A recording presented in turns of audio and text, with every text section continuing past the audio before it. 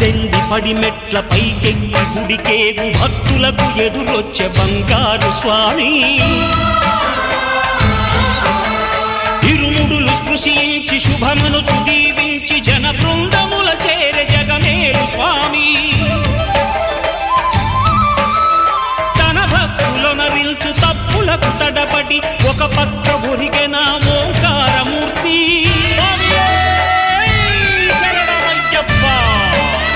స్వాములందరూ తనకు సాయము కాగా ధీమంతుడై లేచే ఆ కన్య స్వామి పట్టబంధము వీడి భక్తతతికై